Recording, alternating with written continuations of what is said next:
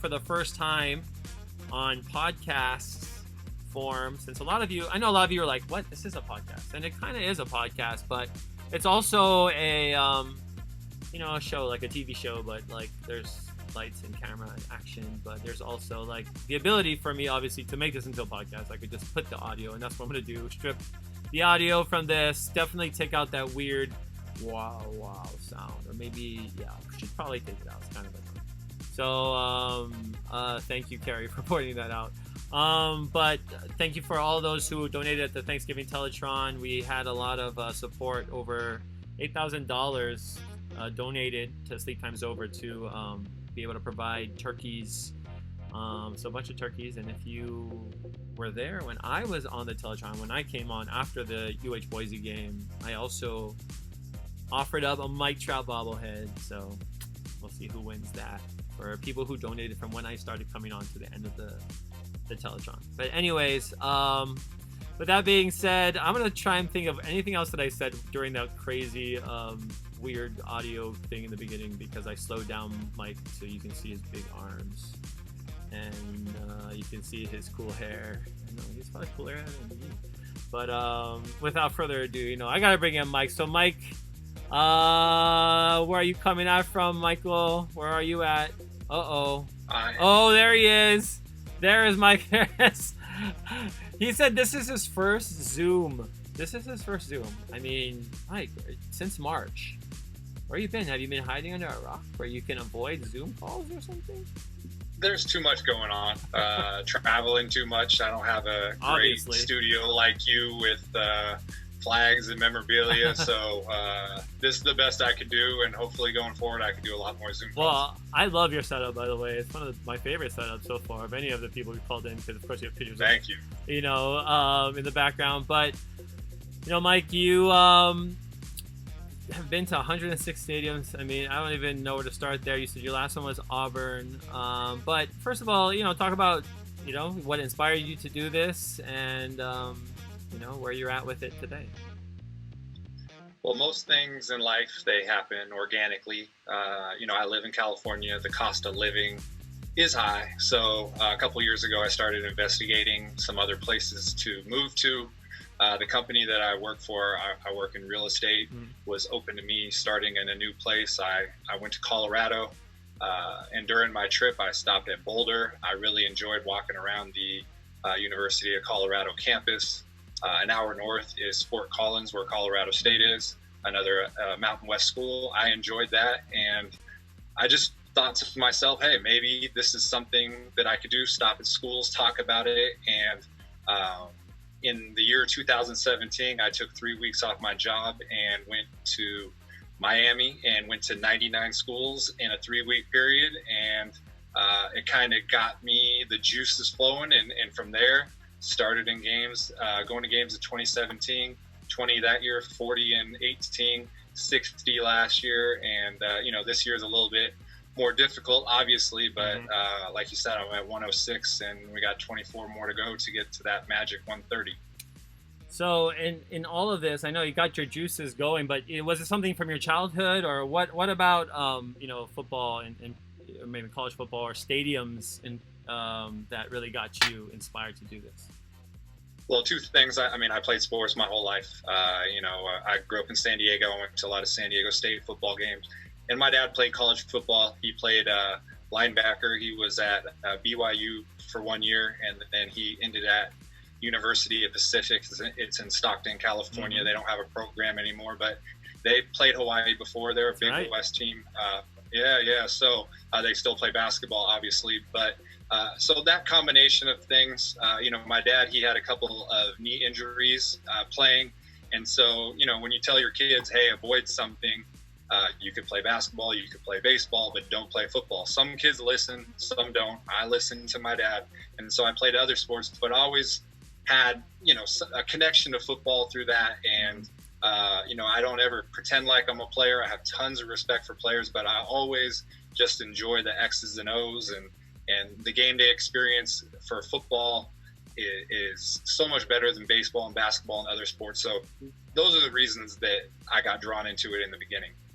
Well, you got to catch up with us a couple of times. I mean, you came to Hawaii and you were there for at least the Arizona game, and that you've been to a couple games, right, in Hawaii? Yeah, I went one game in 17, 18, and 19. Obviously, Wow. that Arizona game was one of the best games I've ever seen. I mean, Yeah. Khalil Tate running down the sideline, getting tackled at the 1 yard line. So, Aloha Stadium is a special place. Mm-hmm. I know there used to be the Pro Bowl there, but there's nothing like watching a Hawaii game in front of Hawaii fans. I was at a game, it was Utah State. They were losing like 35-7, scored a touchdown in the fourth quarter, and that place exploded, Yeah. And so I'm fascinated by the fan base, and I truly have great respect for Hawaii fans. Well, Hawaii fans, we appreciate you, and you've been able to meet so many of us, and even in Laramie, we met some of. We got to see you off on your 10-hour voyage into the dark. Yes. Obviously you survived because we're talking right now, but Right. Talk about that voyage. You went to Lawrence, Kansas, and you're like, I gotta go, guys. You were looking at your watch, and it was like about third quarter, and take it from there. Well, I mean, this year travel plans mean nothing, so you figure out what game you're going to, and then something gets canceled, and can you make a flight? Mm-hmm. So when the Mountain West announced that Hawaii was playing on a Friday at Wyoming, and the other 3 road games for Hawaii were all in California, where they're not allowing fans, I knew that my only opportunity to hang out with you guys, meet you guys, would be in Laramie. And I looked at the schedule, and Kansas was open, and I was hoping it would be a night game. And of course, it was the earliest time possible at 11 a.m. So I stayed as long as I could in Laramie, and it did about a 10-hour drive in about 11 and a half hours. And I got to the stadium, and I took my photos, and nobody knows I laid on the benches and didn't do anything at the stadium just because I was tired. But to me, I love how you guys represent the university. I've wanted to meet you guys. I've talked with other Hawaii fans at different points, and so it was important, much more important than being tired. I don't care about that. We'll sleep after the season. Well, we appreciate you being there and sporting the UH shirt, as you saw there as well. But how we always know you have our back. Today you sent out a pretty interesting tweet, I will say, and interesting because you tagged me in it, my personal account. So of course I was alerted to it, and I agree with you. We talked about this as the pay-per-view, and this is you tweeting out to your fans, and you have people that know you all the stops, but also you write for some publications as well, right? Yeah, I'm neutral. And so I get to call things like I see them. That's right. And I get drawn to places that are great, and I see things that I don't like. And so finding out that Hawaii fans have to pay $70 per game is crazy. And it's not just crazy to me, it's crazy to any college football fan that you talk to. And that is exacerbated during the pandemic. Yes. And I use an example of the car insurance industry. In the beginning of the pandemic, auto claims were so down because nobody was driving. And so auto companies, insurance companies were making hand over fist profits. They had a decision to make: continue to make their money or pass some of that savings back to people who need it. And so it's a pretty good comparison to what Hawaii football can do for their fans. So if there's 12 games and it's $70 a game, that's $840. If it's a 90-day season, that's almost $300 per month. And fans want to be at the game. They want to spend the money there on parking and concessions. They're not allowed to right now. And so while car insurance industries and other people in different places are giving people breaks, you would think it would be a great thing for the university to cut people some slack, put some money back in their pocket, say we appreciate you and we can't wait to have you out there next year. And the fact that there was a tweet or a quote from someone within the program saying the best way to support the team is through pay-per-view, it just, like I talked about in the beginning, how supportive the fans are, it hurts me to see that. And I'm not a Hawaii fan, and obviously it's not hurting my pocket personally, but it should be different. And I just didn't like it, and I wanted to call it out, and people who follow me, they feel the same way. Well, I'm glad they do, and I agree. I mean, I think it's exploitative, and it clearly, like I said, it double dip. I mean, it's not like you get to watch behind the scenes action or something. You still gotta watch, commercials, even if you buy the pay per view. But yeah, $70 is. Well, here's the other part of it. Here's the other part of it is that in normal circumstances, like let's talk a boxing match, right? Pay per view $60. What do? You get 6 friends together. You throw in $10. You got it. During a pandemic, you're not getting 6 people together because you don't want to do that. So maybe you could figure out a way to split the cost and not have it hit you so much. But the fact of the situation that we're in right now, we're supposed to do the exact opposite. So you can't even do those things. I agree, and it's hard because it really doesn't matter what the circumstances are, even in the pandemic year. It shouldn't be on pay-per-view, period. And I think when you have the perspective of somebody who knows, who's been to other places, been to other schools, and knows nowhere else is there the game on pay-per-view. That's just not a thing. Maybe some schools you've heard of that maybe do like a thing on their website if they're a smaller school or something, and you can pay to watch a smaller production. But at this level, the group of 5 level, our school, and you've probably seen this at other schools, they negotiate their other games, because that's the thing is, so not every game is on pay-per-view, right? So the games at the Mountain West will carry, but they only took 2 games this year for Hawaii. So there are 6 games that are now on pay-per-view. So that's $420 just for this season alone, and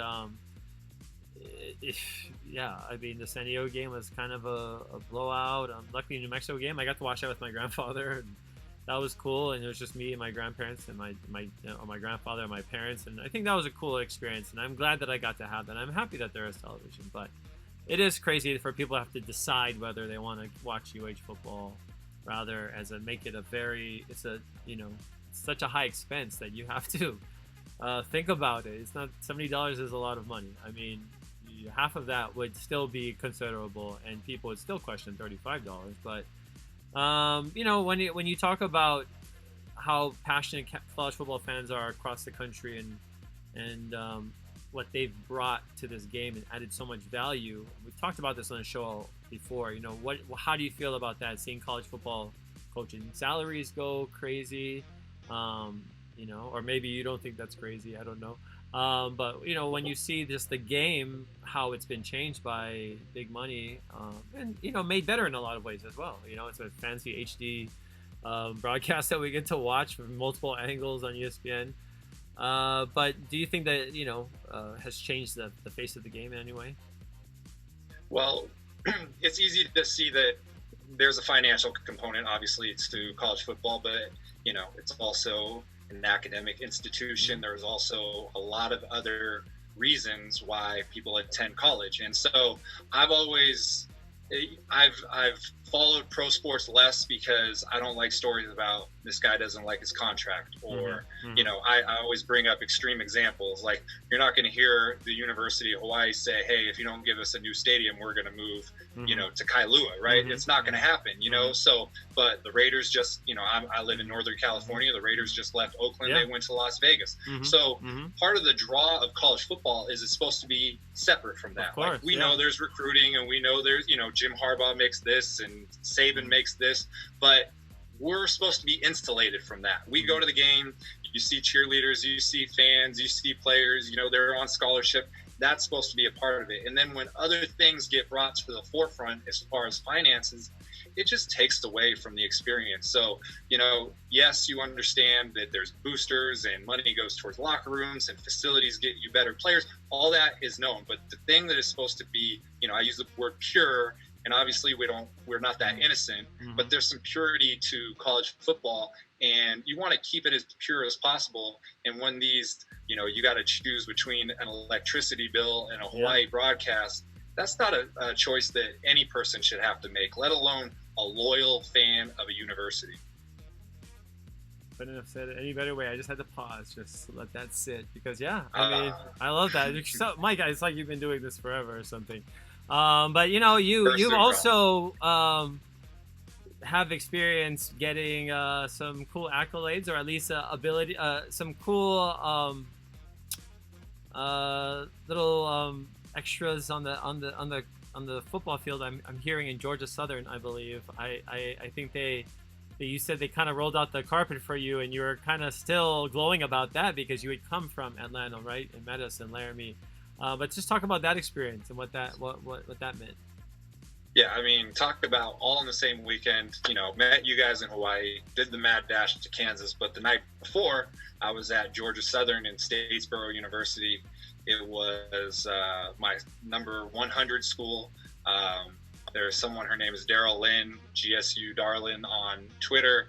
We've been talking for a long time, and you know, she really made it a great experience. I went from going into Eagle Creek, which is a baptismal type tradition that they have there, ended up doing a little local news broadcast, and then went to the game, got to meet a bunch of great people, and then at the very end they had a cannon on the field, and I was invited by the ROTC to fire off the last shot at the end of the game. So, you know, just being a fan in the stands, that experience, I mean, I wasn't just a fan in the stands, I was something. And you see a place like Statesboro, Georgia, how many people have been there? Well, when you go there, you realize college football is great. College football brought all these people together. They care so much about the program. And when you get to see that in one place and you see it in Hawaii all the time, you just want to do it over and over. So the fact that I've been to 106 games is because I enjoyed the first 105, right? Mm-hmm. That's why I do it.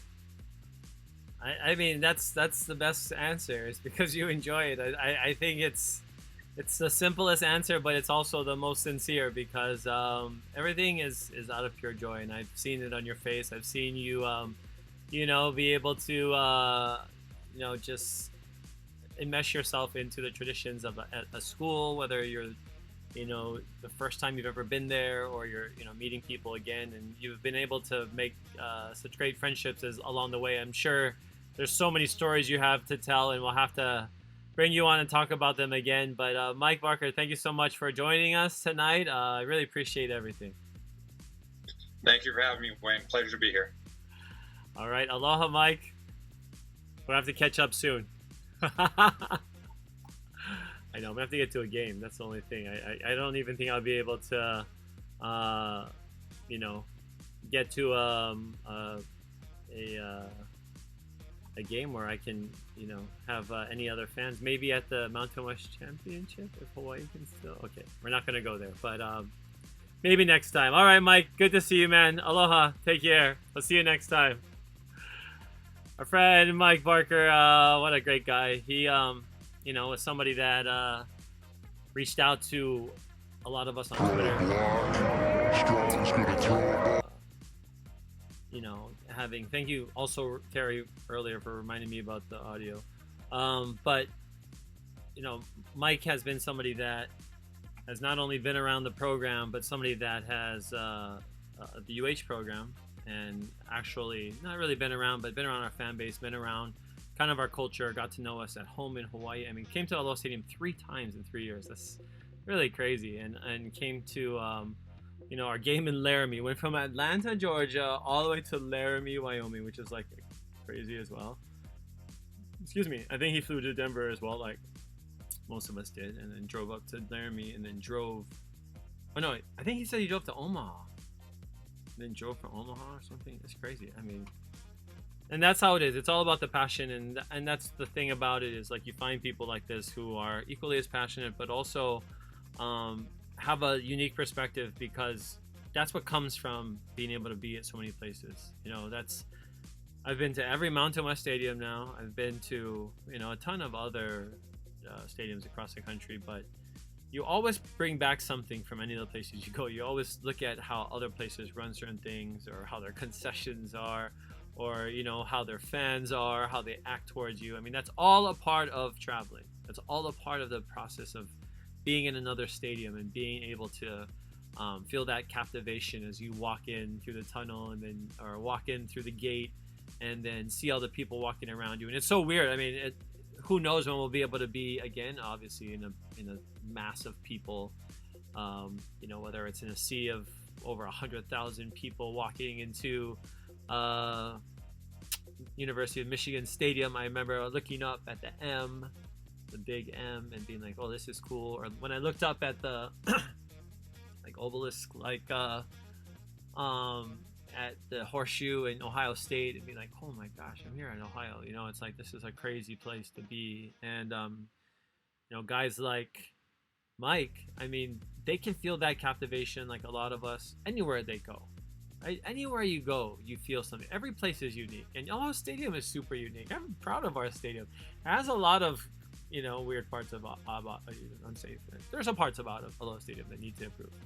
But Sean says Ohio Stadium is not the best. Just saying, it's not the best, and we do need to. It's time for an improvement, and it's time to get in with the new age, and that's what's also going to help to build the fan base. But what will also and why the fan base will need to be built up again is because this year is another lull in the year, and if the team finishes with a losing record this year, which is a possibility, it'll be further difficult to build the fan base. It'll be harder to retain people. It's just natural. We're already naturally, there's an attrition rate of fans, and if you use season ticket renewals as a metric for football, or whatever you use, you can just tell the buzz. Local people, you can tell how many people are paying attention, how many people are going to games and stuff. But if the buzz isn't there, if the buzz dies, if people aren't making the buzz, then it's hard to sustain. And Mike is one of those guys that just knows the pulse of every program he goes to. I mean, he's just crazy. He's insane. And we appreciate him. We met some other guys last year, Andrew, some guys who are doing something similar. But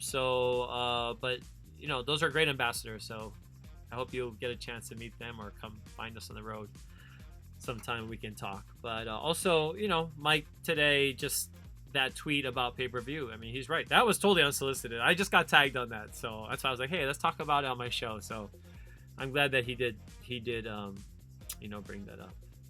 But, let's talk about, this Nevada game. Obviously, it's going to start with this Nevada passing attack. I'm going to start right here with this guy, Dubs. He's just insane and fast and really good. And, it's going to start this week. So let's talk about this Hawaii game. The game against Boise, obviously.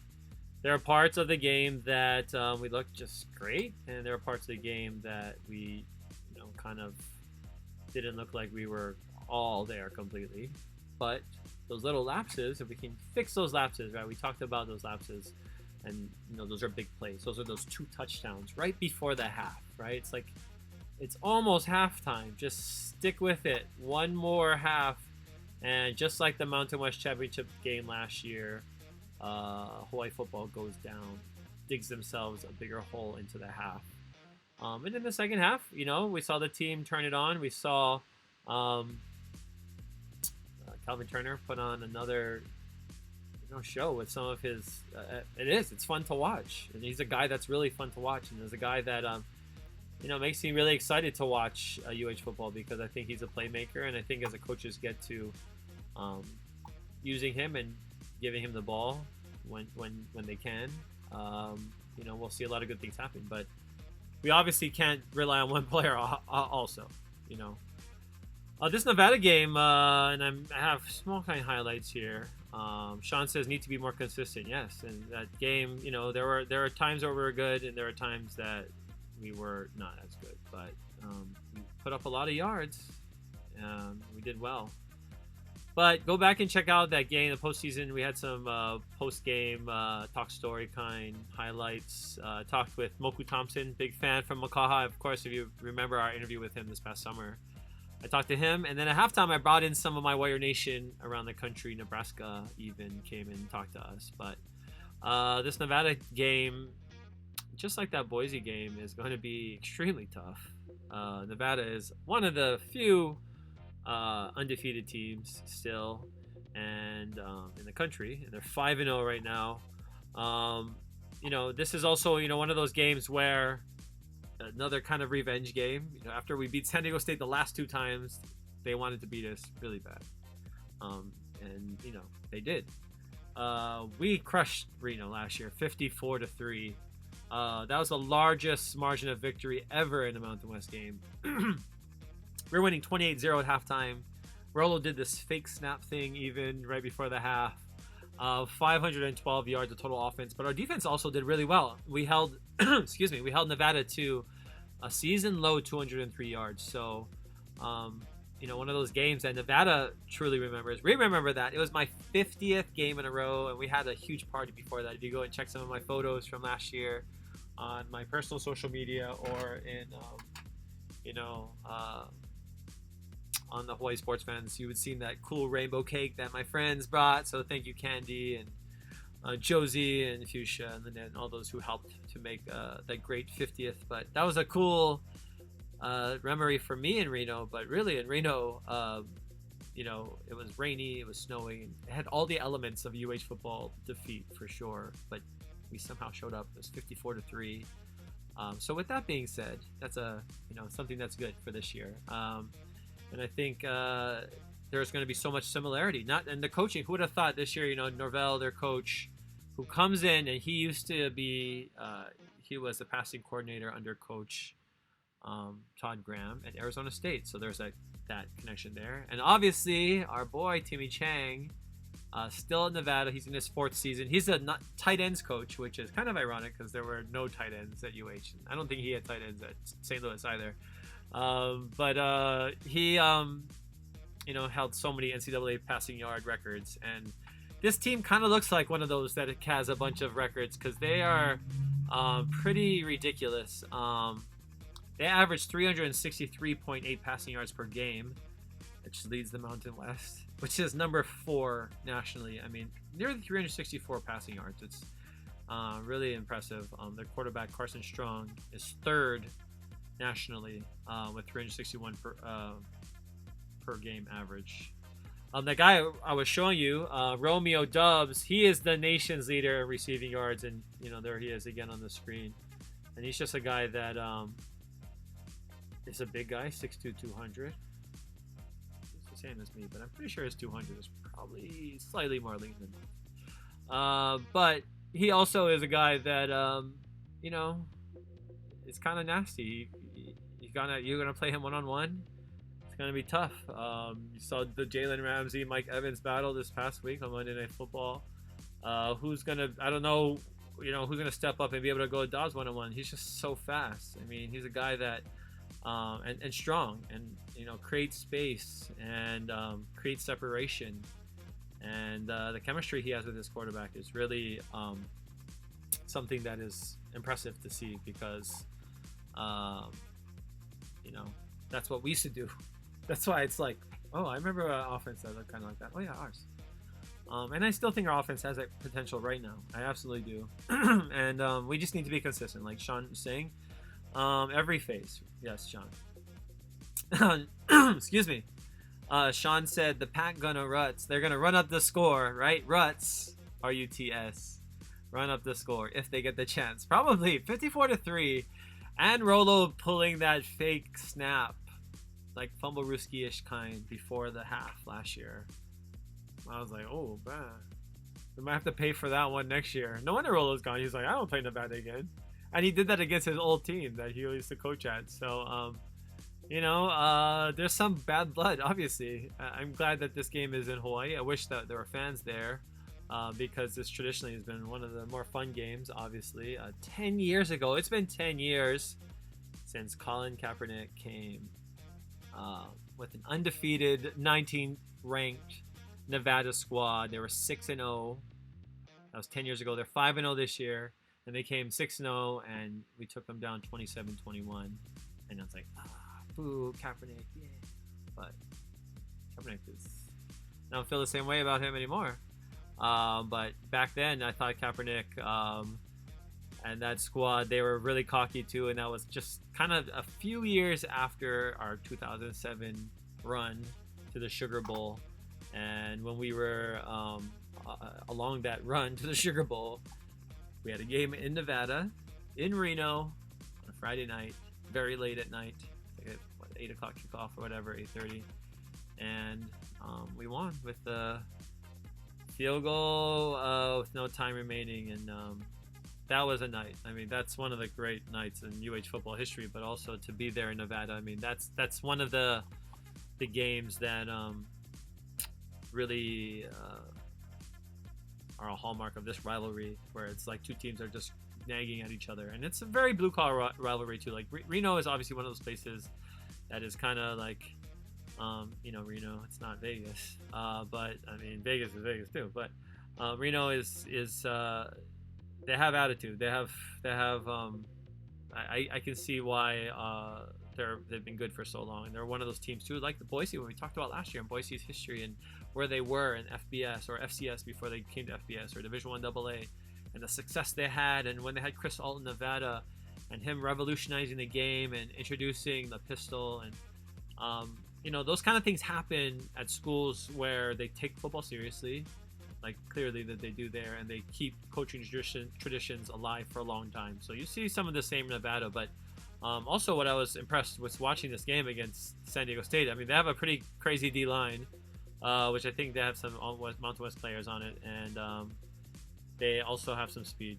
So this Nevada team is going to be really good. They're one of the teams that, with Boise and what we had to see last week, it's going to be more and more even of the same. Interesting stat is that UH has been outscored 90-41 in the first half of the season, and have trailed 4 of 5 games, and that's hard. That's the thing, is when you get out of the gates and you're already behind. And it's happened out of the last 5 games, of all 5 games, 4 of them, the team has been down at halftime. And the first quarter has been the worst, really. The Warriors have been outscored 51-17. I mean, starting with the Fresno game, kicking off the Fresno going 3 and out and giving the ball, or getting a turnover on the first drive of the season, giving Fresno the ball and letting them march into the end zone. Luckily, we came back and beat Fresno, obviously, but from the get-go, it's like that first quarter, you got to be on your game. You got to be ready to go. So I know Coach has been talking about that, because this is a crazy stretch, right? Boise undefeated last week. Nevada undefeated this week, and next week scheduled to play San Jose State, who is another undefeated team. And it doesn't get that much. It's not going to get easier for this Hawaii team. In fact, it's going to just keep getting harder. And I don't even take UNLV. I don't even take them lightly, because they're a team that's always going to play UH well. Always going to play UH well, right? They're never going to just lie down, because they're a team that takes it personal, and they take the rivalry personal. And that's kind of like the state of Nevada whenever they play Hawaii.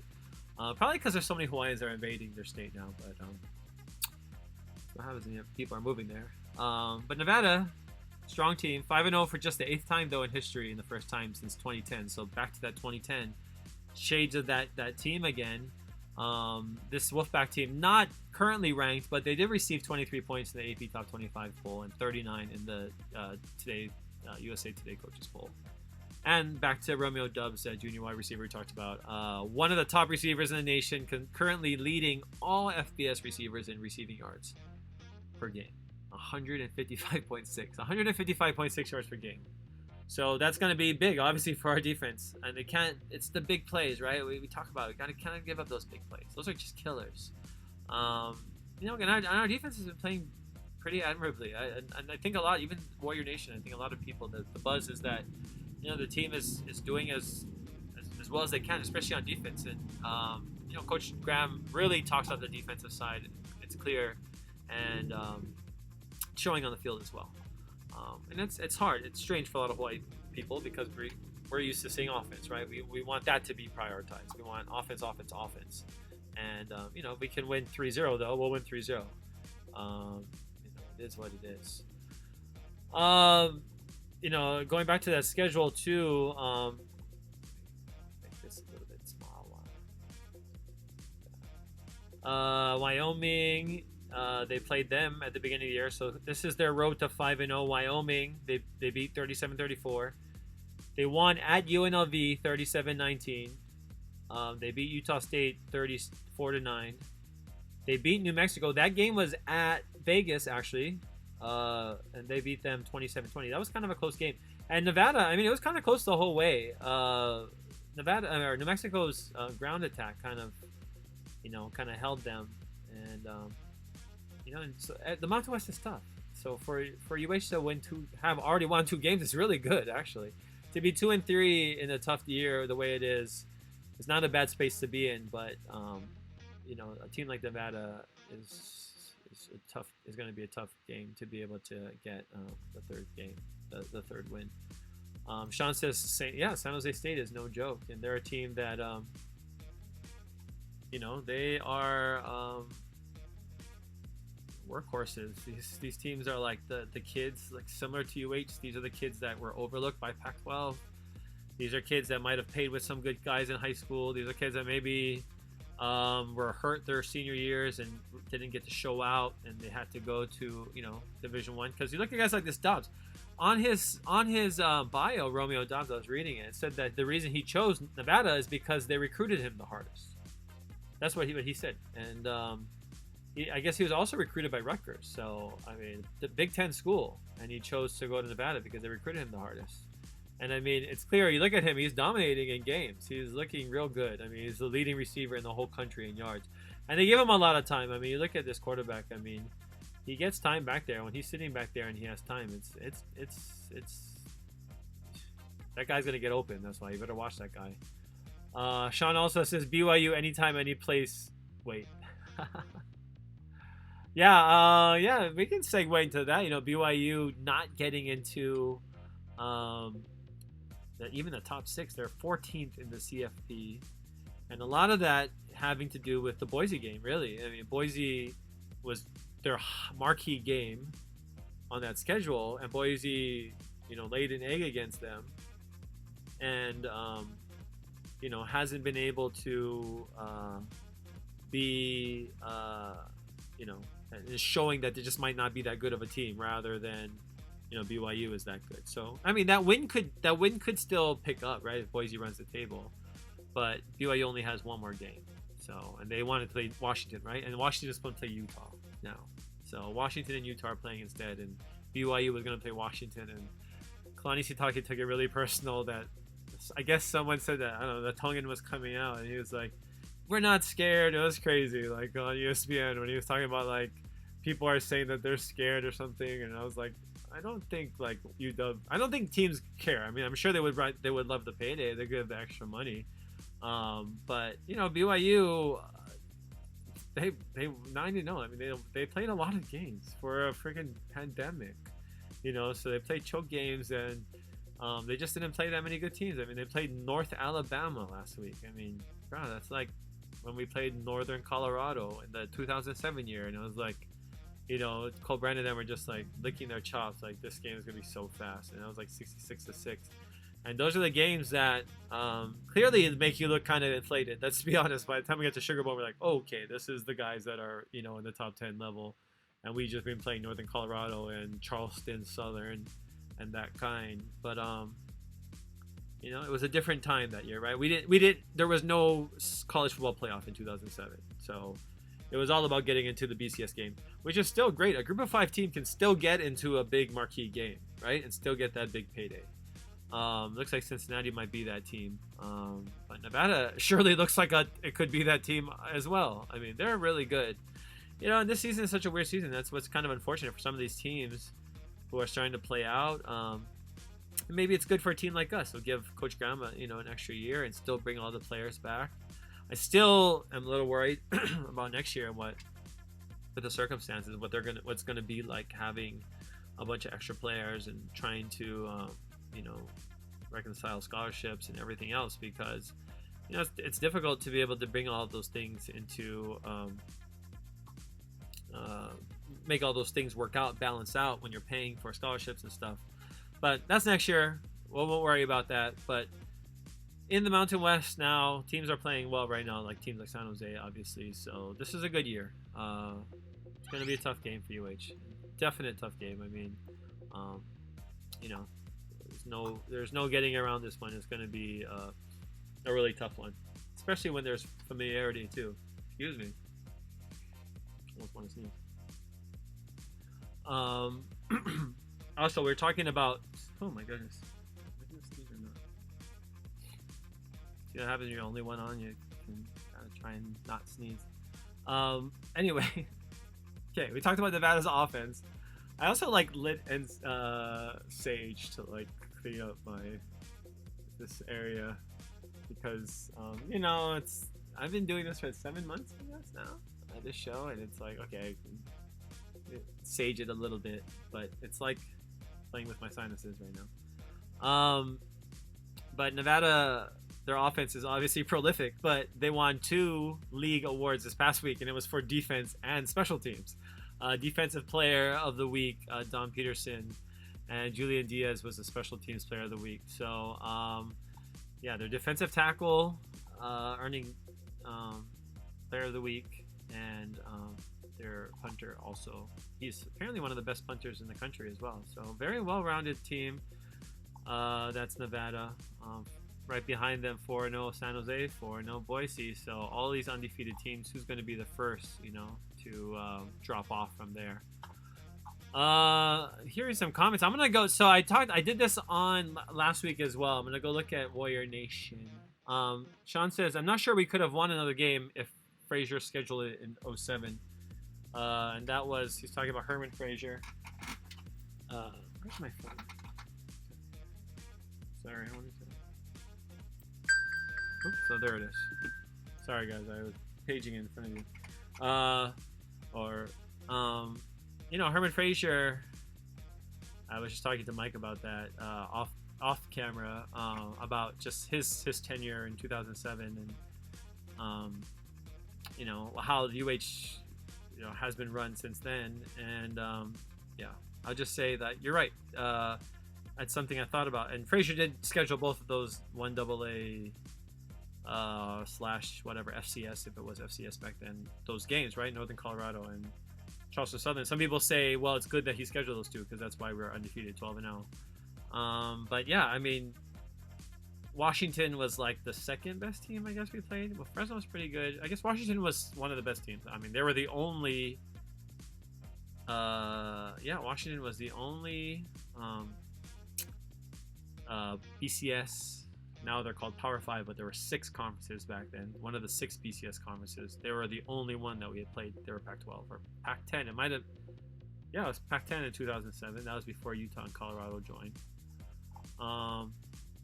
Sean says, how many college bowl games are being played this year? That's an interesting question. Somebody can look it up because I know a lot of them have been canceled, but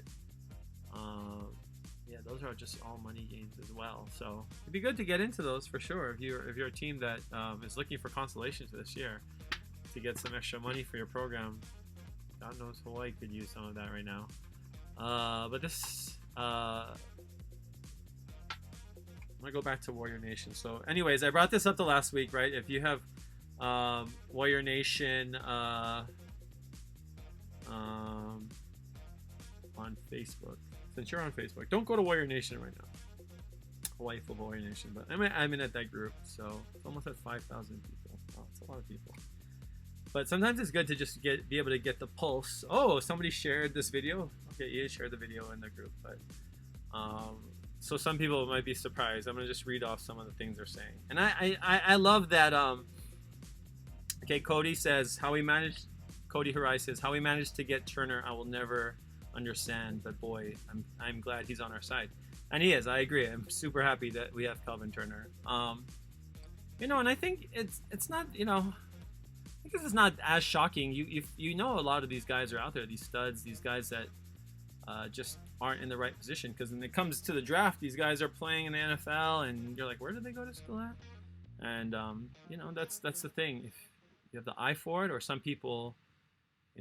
Some players obviously peak at different times or get better, and that's why high school is not the end all, and some kids kind of stop playing or they give up, and there's a lot of times where college kids, just because in high school you're at a certain level, you can really accelerate in college, spending time in the weight room, spending time working on your speed, your nutrition, things change when you get to college. So I think those are some of the guys that we're definitely looking forward to. And Kelvin's one of those guys. I'm super happy. So that's true, Cody. I'm very happy. Ryan Sue says, I think a lot of fans here are forgetting Shevin is still only a sophomore with a brand new coach / OC and brand new offense. Give it time. You've got a lot of rollers recruits, new staff, limited prep time. Yes, it's frustrating. Yes, our offense seems stagnant and bland at times. Our defense has shown struggles and brilliance. We've switched from a high-octane sling it offense to a more balanced run pass, and we moved to a 3-4 on D. Give TG some time, Todd Graham. I think a year or two will tell how successful he is in instituting his system. And yeah, that's true. You know, a lot of people will say, and it's true. I mean, right, when you have a new coach that comes in, you have to give them time. It's unfair to be like, that first year you better win the championship.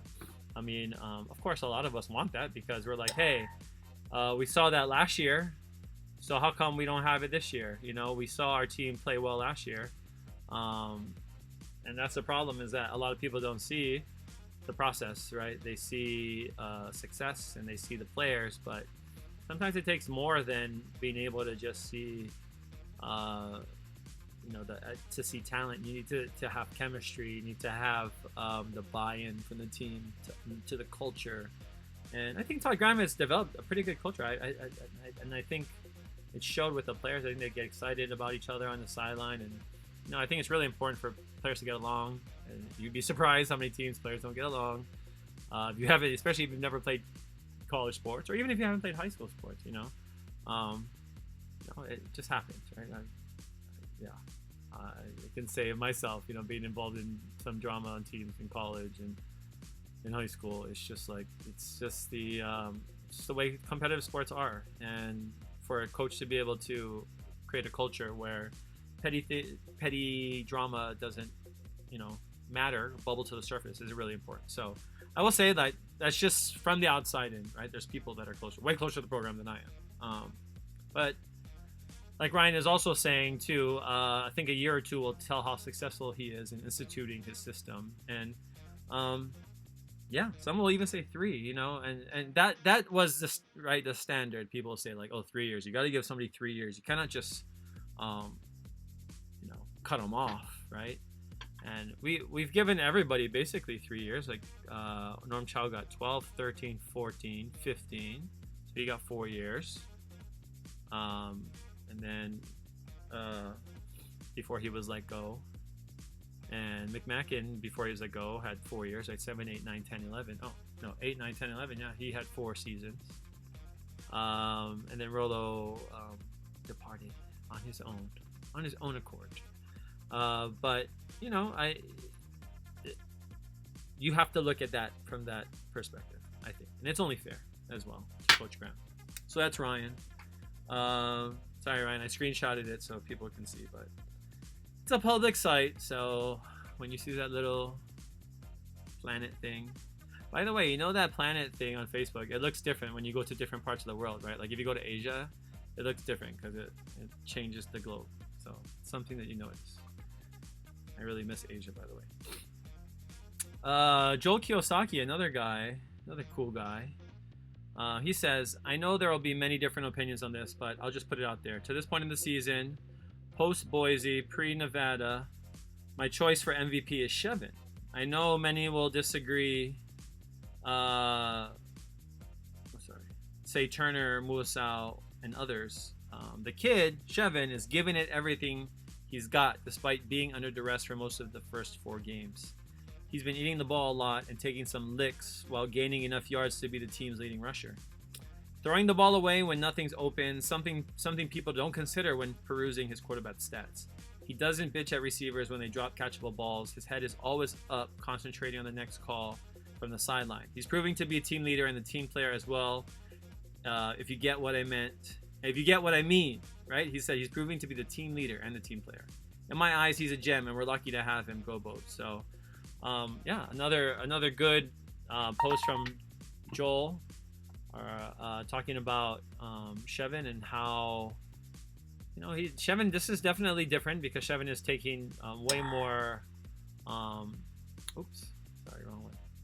Shevin is taking way more criticism this year because it's the starting quarterback. It's just him alone. There's no Cole. There's nobody else. It's just him. So he has to lead the team. And some people are, you see Shevin throwing the ball away. It's because that's what he's being told, right? Like, you don't have anything open.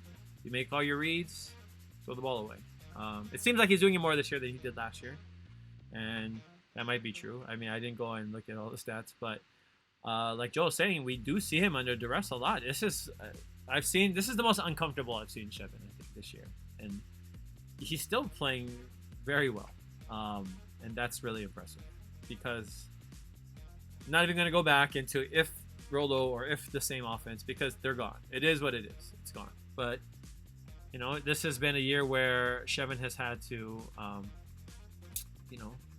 really learn a lot, learn a new offense, learn a new calls. Yes, audible. The linemen are in different position, or they're positioning themselves differently at the line of scrimmage. I mean, it's a lot. The minutia is there's a lot of minutia, which all adds up to something really big, And so that's not an excuse, but that's true because Shevin, I think the talent is there. I think he's shown it already. He's proven that he can do it. And what Joel is saying is true. There are receivers that have been dropping extremely catchable balls that are just being dropped. I mean, there are a lot of drops, just tons of drops. And that is something that it's hard because, Shevin doesn't, he's running a lot. The offense is different. It's not set up like last year, right? It's different. And so when those balls come, or like that slant that Rico had, that people are like, oh, if he had caught that in the Boise game, that was definitely a 6. But it is what it is. All right. Who else in Warrior Nation? Who else should I go and find? Happy Thanksgiving, Sean. Go Bows. Mahalo, Sean. So that was from Joel. So as I peruse the rest of Warrior Nation. If you haven't yet, please subscribe on YouTube. Subscribe on, or follow us on Twitter. Like us on Facebook. And then I'm going to be introducing a podcast. So if you're listening to this right now on a podcast, this is the first ever podcast. And I already started off with some weird, funky audio, so I got to go and cut that out. But that's what happens when you're just trying new things. We're having fun as best as we can in the midst of a pandemic, connecting with other UH fans. Timmy Chang, he's also coming to town. I used to play ball with Timmy Chang, basketball at my church in Mililani when Timmy was, I think he was coaching at Mililani High School. So this was about like 12 years ago, probably.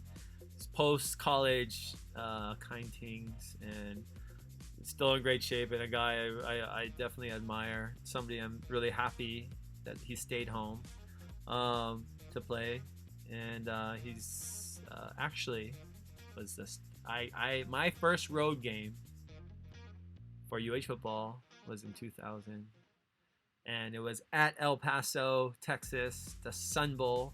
And it's funny. A side note about the Sun Bowl. Mike, I asked him, I think what his favorite stadium was, and I think he said the Sun Bowl was his favorite stadium. And there was another guy that we met there too, that me and Fuchsia, and Keone and Kili had met while we were there in Wyoming, and he also loved the Sun Bowl. And I, when I went, so this is in 2000, I was senior in high school. My parents ended up taking me to my first game, and then we went to a Packer game, Packers versus Cardinals in Phoenix. So it's like a very early Hawaii sports fans trip, but just me and my parents. And Timmy got rocked that game too. It was crazy. It was in El Paso. We got blown out. It's like the worst game, probably one of my worst road experiences because the people were kind of mean too in El Paso. But it was cool to be at the Sun Bowl, and so yeah. All the cool places we get to go, but we don't play El Paso anymore. We don't play UTEP anymore, so we'll have to schedule them non-conference, I guess, if we ever want to play in the Sun Bowl. But Timmy Chang, yes, it'll be great to see him on the opposing sideline. We got to see him a couple times, and I hope he comes home. I hope he gets to coach in the UH program, and I hope he gets a chance to just bring his family home and live in Hawaii. I think that's really important for all local people to be able to be in Hawaii and live here. But yeah, very, very, very interesting. Okay, so I'm still looking at Warrior Nation while you guys are out there chatting. If you also saw some of the blogs, go and check those out. Share them with people. I know the Wyoming one is getting shared. Okay, this is what Tony shared this. He's in the group. Okay, I don't know. I'm just saying. I'm just reporting. I'm just messaging what's being shown in Warrior Nation.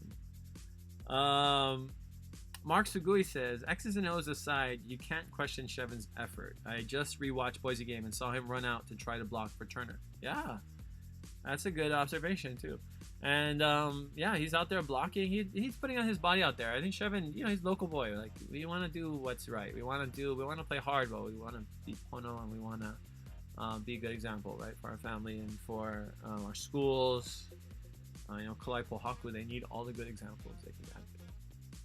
All to St. Louis. All the St. Louis Brotherhood. 4 starting quarterbacks in Division One. That's incredible right now from St. Louis school. Or 2 in Division One and 2 in the NFL right now. These 2. Oh well, Marcus is not starting right now, I guess, either. And Derek Carr is doing okay, I guess, but Sunday Night Football. That's all I got to say. Chiefs won. Anyways, Sefa Liungaluo says, I truly believe we got the right coach, man. 3 exclamation points. The team fights for him. 3 exclamation points. I hope the offense can catch up to the defense. But hey, just blessed be watching football. True. Yeah, I mean, Sefa is definitely behind Coach Graham. And what he says, the team fights for him. And that's important. You're right. I mean, you got to have somebody the team's going to look up to. Somebody the team's not going to mind playing for, and playing all out for, right? You want to have someone that's going to be going all out. And I think when you look at, some of the recent coaching stops, like when we had, Coach Chow and, with Rolo, with McMacken, with Jones, and we see how they interact with the players, and, Coach Wagner, right? I bring Coach Wagner on this show, Coach Wags, and the players still talk about him, right? The players that he had still love him and still talk about Wags all the time. And that's really important. You want to have a guy that the players will play for. I have to bring this one up because that somebody's always gonna bring it up. And you know what? It's worth talking about because people always, since game 1, have had comments about this. And I'm just gonna put it on the screen, and sending it over to my phone. Sorry. See, I had it hooked up to my phone the last time, and I could do that the last time. I could do that next time. Let's see. So Alex Nijiro Akamine says, will someone tell Coach Graham to lose the ASU colors on his wrist? WTF, which stands for something.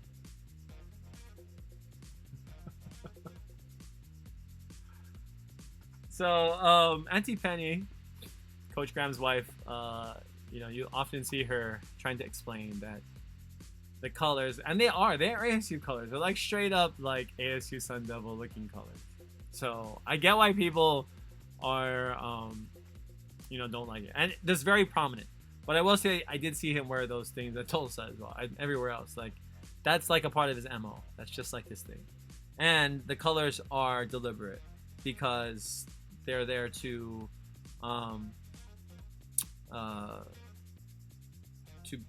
contrast, right? So for calling plays and stuff. So it's purposeful while he has those colors. But someone always brings this up. That's the funny thing. Every week someone brings this up. It's in 5 games. And someone will bring it up next week, I'm sure. I'm sure someone will bring it up next week too. But I just think it's funny. But I'm just glad you all joined me tonight on this momentous occasion of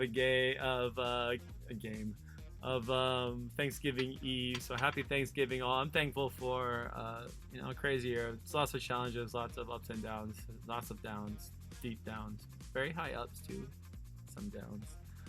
A lot of downs, some high ups, but hey, that's 2020, right? So everybody is kind of in the same boat, and I think that everybody is transforming themselves in ways they've never, could have imagined, and that's super important, right? As we go forward, as what we do as sports fans, obviously that's fun, and it's just an easy thing, right? It's part of our identity. We need to go to games and support our team, but at the end of the day, we want to be safe and we want to be there next year. We want to be in the stands, and I want to bring you with me. So keep up with us at HI Sports Fans, hisportsfans.com. We're going to have this on the podcast, so hopefully available tomorrow. I'll put that all on the social media. But go follow us, hisportsfans.com. Also, go join our mailing list because I'm going to start sending out some cool stuff again on our mailing list. Maybe talk about Super Bowl in Tampa. We got the Super Bowl coming up. It's going to be our 6th Super Bowl because, you know what, we're going to be there again. Super Bowl, social distance or not, we don't miss Super Bowls here at Hawaii Sports Fans. So I hope you can come along. But for Mike Barker, who joined us early in the show, take care. Aloha.